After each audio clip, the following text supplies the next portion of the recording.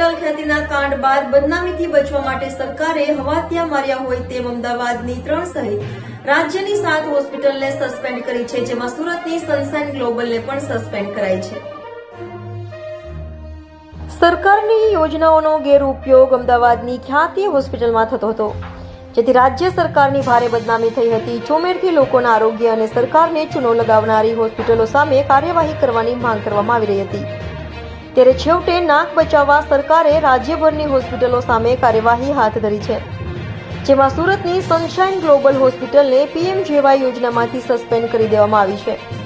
અમદાવાદની ખ્યાતિ હોસ્પિટલના કાંડ બાદ રાજ્ય સરકાર એક્શનમાં આવી છે. પીએમજેવાય યોજનામાંથી ખ્યાતિ સહિત 7 હોસ્પિટલો સસ્પેન્ડ કરવામાં આવી છે. આરોગ્ય વિભાગે પીએમજેવાય યોજનામાંથી રાજ્યભરની 7 હોસ્પિટલોને સસ્પેન્ડ કરી છે, જેમાં અમદાવાદની 3, સુરત, વડોદરા, રાજકોટની 1 તથા ગીર સોમનાથની હોસ્પિટલને સસ્પેન્ડ કરવામાં આવી છે. સુરતની સનશાઇન ગ્લોબલ હોસ્પિટલને સસ્પેન્ડ કરવામાં આવી છે, જેથી સુરતના આરોગ્ય જગતમાં ખળભળાટ મચી જવા પામ્યો છે. સુરતના તબીબી આલમની સાથે સાથે દર્દીઓમાં પણ આ સમાચારને લઈને એક પ્રકારનો પ્રત્યાઘાત જોવા મળ્યો હતો. ઘણા દર્દીઓ હાલ હોસ્પિટલમાં સેવા લઈ રહ્યા છે, તેમને શું કરવું તેને લઈને મૂંઝવણ અનુભવી હતી. 2016-17થી સનશાઇન ગ્લોબલ હોસ્પિટલ આયુષ્માન યોજના અને પહેલાની મા યોજના અંતર્ગત 50,000 કરતાં વધારે દર્દીઓની નિઃશુલ્ક સારવાર કરી ચૂક્યું છે.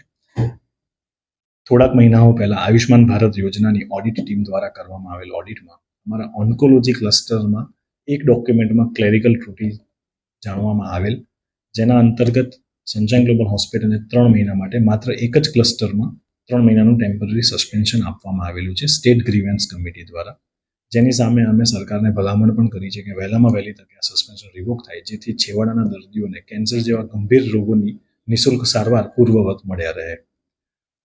બીજા બધા જ ક્લસ્ટરો જેમ કે હૃદયરોગ, ઓર્થોપેડિક્સ, ડાયાલિસિસ, યુરોલોજી, નેફ્રોલોજીમાં પૂર્વવત આયુષ્માન ભારત યોજના અંતર્ગત નિઃશુલ્ક સારવાર અહીંયા ઉપલબ્ધ જ છે. આપણી હોસ્પિટલના લીધે પણ સીલ મરાઈ રહ્યું છે, તો આપણી હોસ્પિટલ બી એના સાથે શું કરે? ના, ખ્યાતિ હોસ્પિટલના મામલો અને આ મામલો બંને તદ્દન અલગ છે, એને કોઈ રિલેશન નથી. અને સનશાઇન ગ્લોબલ હોસ્પિટલનો આ જે નિર્ણય હતો એ ખ્યાતિ હોસ્પિટલની મેટર થઈ એના પહેલાનો નિર્ણય છે સરકાર. Doctor Sanjay Patoliya sunshine global hospital સુરતમાં જેવી રીતે 100થી વધારે વિઝિટિંગ સર્જનો સેવાઓ આપી રહ્યા છે, એ જ રીતે છેલ્લા 1.5-2 વર્ષથી વન્સ ઇન અ મંથ એ અહીંયા આગળ આવીને બિરિયાટ્રિક પેશન્ટ્સની સારવાર કરતા હતા.